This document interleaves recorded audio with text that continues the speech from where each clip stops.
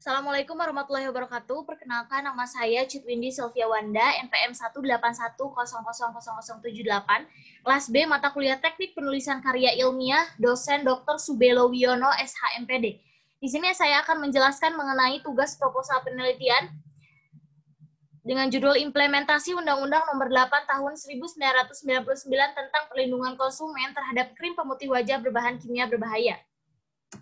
Sebelum kita melanjut lebih dalam mengenai permasalahan-permasalahan yang ada, justru kita harus mengetahui apa yang melatar belakangi hal-hal tersebut. Di sini berawal dari wanita yang berkeinginan untuk memiliki kulit wajah putih dan bersih. Dan pada era saat ini justru untuk mendapatkan julukan cantik, wanita harus berkulit putih dan bersih. Oleh sebab itu, mereka akan melakukan segala cara untuk mendapatkan kulit putih bersih, salah satunya dengan menggunakan krim pemutih wajah. Yang mereka tanpa sadari, bahan-bahan yang terkandung di dalamnya merupakan bahan-bahan yang berbahaya. Oleh sebab itu, hal ini banyak dimanfaatkan pelaku usaha yang tidak bertanggung jawab dengan mengedarkan suatu produk tanpa memenuhi persyaratan yang ada. Oleh karena ketidaktahuan konsumen terhadap bahan yang terkandung atau efek samping penggunaan produk tersebut, maka diperlukan kaidah hukum yang dapat melindungi. Dengan adanya Undang-Undang Nomor 8 Tahun 1999 tentang Perlindungan Konsumen, diharapkan menjadi payung hukum dalam meminimalisir tindakan kesewenang-wenangan yang dilakukan pelaku usaha untuk melindungi kepentingan konsumen, sehingga akan tercapainya perlindungan hukum bagi konsumen di Indonesia. Pada hakikatnya, peran pemerintah juga sangat penting dalam penyelenggaraan upaya perlindungan terhadap konsumen dan bertanggung jawab langsung untuk menjamin adanya suatu perlindungan terhadap konsumen. Dalam hal ini saya mengangkat dua masalah. Yang pertama mengenai bagaimana perlindungan hukum bagi konsumen terhadap pemakaian krim pemutih wajah berbahan kimia berbahaya dikaitkan dengan Undang-Undang Nomor 9 Tahun 1999. Dan yang kedua mengenai bagaimana pertanggungjawaban pelaku usaha terhadap kerugian yang dialami konsumen.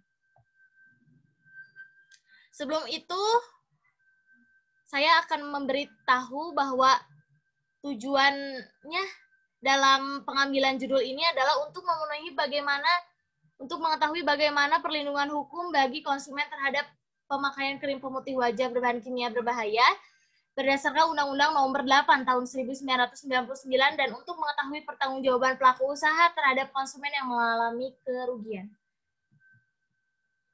Di sini saya akan menjelaskan mengenai kerangka teori. Di sini saya telah membuat bagan sederhana mengenai keterkaitan antara pelaku usaha dan konsumen yang akhirnya adanya perbuatan melanggar hukum dan lahirlah perlindungan hukum bagi konsumen. Di sini pelaku usaha memiliki hubungan yang sangat erat dengan konsumen. Salah satunya mereka mempunyai keterkaitan timbal balik atau bisa disebut dengan jual beli. Pelaku usaha menjual produknya kepada konsumen.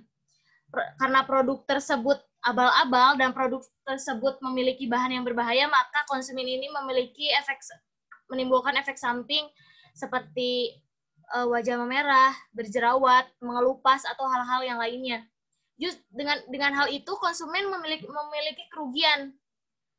Kerugian tersebut bisa kita meminta perlindungan hukum. Perlindungan hukum seperti apa dan perlindungan hukum apa yang dapat diambil, yaitu kita bisa dilihat dari perbuatan yang dilanggar oleh si pelaku. Jadi antara pelaku dan konsumen itu saling berkaitan yang menimbulkan adanya perbuatan melanggar hukum dan lahirlah perlindungan hukum bagi konsumen.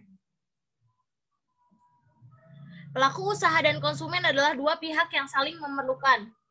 Pelaku usaha perlu menjual barang dan jasanya kepada konsumen. Sebaliknya, konsumen memerlukan barang atau jasa yang dihasilkan dan dijual oleh pelaku usaha guna memenuhi keperluannya sehingga kedua belah pihak saling memperoleh manfaat dan keuntungan. Dalam prakteknya, seringkali konsumen dirugikan oleh pelaku usaha yang tidak jujur, nakal, yang jika ditinjau dari aspek hukum merupakan tindak pelanggaran hukum. Di sisi lain, karena ketidaktahuan dan kekurang sadaran konsumen akan hak-haknya, maka konsumen menjadi korban pelaku usaha. Di sini keperluan adanya hukum atau payung hukum untuk memberikan perlindungan kepada konsumen merupakan suatu hal yang tidak dapat dielakkan lagi. Di dalam Undang-Undang Perlindungan Konsumen tidak hanya mencantumkan hak-hak dan kewajiban-kewajiban dari konsumen, melainkan juga hak-hak dan kewajiban pelaku usaha. Namun, kelihatan bahwa hak yang diberikan kepada konsumen yang diatur dalam pasal 4 Undang-Undang Perlindungan Konsumen lebih banyak dibandingkan dengan pelaku usaha dengan hak pelaku usaha yang dimuat pada pasal Undang-Undang Perlindungan Konsumen pada pasal 6 dan kewajiban pelaku usaha dalam pasal 7 Undang-Undang Perlindungan Konsumen. Lebih banyak dari kewajiban konsumen yang dimuat dalam pasal 5 Undang-Undang Perlindungan Konsumen. Secara garis besar, larangan-larangan yang dikenakan dalam pasal 8 Undang-Undang Perlindungan Konsumen tersebut dapat dibagi ke dalam dua larangan pokok. Yang pertama itu larangan mengenai produk itu sendiri yang tidak memenuhi syarat dan standar yang layak untuk dipergunakan atau dipakai dan dimanfaatkan oleh konsumen.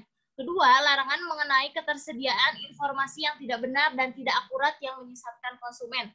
Oleh sebab itu, maka setiap pelanggaran yang dilakukan pelaku usaha yang merugikan konsumen memberikan hak kepada konsumen yang dirugikan tersebut untuk meminta pertanggungjawaban dari pelaku usaha yang merugikan serta menuntut ganti rugi atas kerugian yang diderita oleh konsumen. Nah, pelaku usaha yang melakukan pelanggaran dalam memproduksi, menjual, atau mengedarkan produk kosmetik atau salah satunya krim dapat dikenakan sanksi pidana sebagaimana telah diatur dalam peraturan perundang-undangan yaitu di dalam Undang-Undang Nomor 36 Tahun 2009 tentang kesehatan, yaitu pertama, untuk pelaku usaha yang melakukan kecurangan dan tidak memenuhi persyaratan memenuhi produk kosmetik mengandung bahan kimia atau berbahan kimia berbahaya yang telah diatur sebagaimana mestinya dapat dikenakan pasal 196 dengan ancaman pidana penjara paling lama 10 tahun dan denda paling banyak 1 miliar rupiah.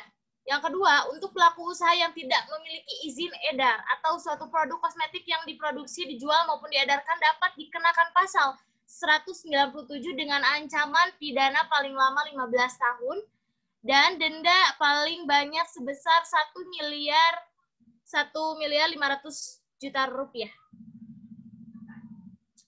Terima kasih, sekian yang dapat saya sampaikan. Maaf bila ada salah-salah penyampaian atau adanya informasi yang kurang dalam hal ini. Terima kasih, thanks for watching, hope it's useful. Wassalamualaikum warahmatullahi wabarakatuh.